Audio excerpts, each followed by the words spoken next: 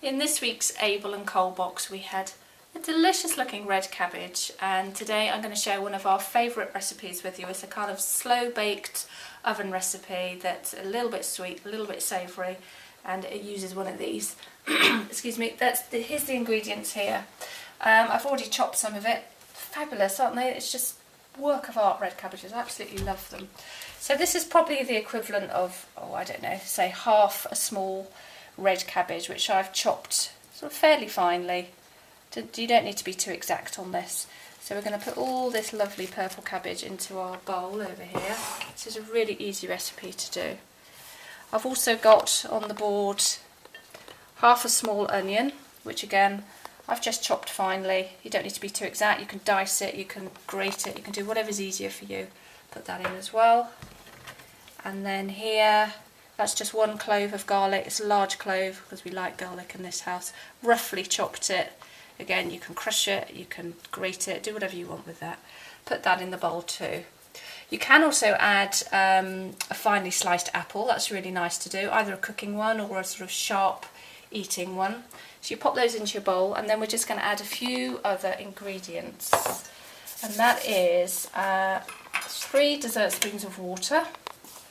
Just put those in. It's going to almost sort of steam, if you like, in the, we'll say that's 3, in the oven. And then 3 of, I'm using balsamic vinegar.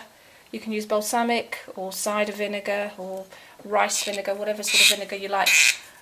I probably wouldn't use a malt vinegar, it's a little bit too strong for this. Just be more careful with that. Right, around about 3 of these, like that. So that's going to give it a really nice vinegary bite. And then what we're going to do is put in a couple of dessert spoons of what I've got here is the sugar-free jam. Our favourite is apricot flavour. I haven't got apricot flavour today. I've got, I don't know what it is. It's pear and prune. That's going to be interesting. I think it's going to work beautifully actually. So a couple of spoons of that. We're just going to do one heaped one like that.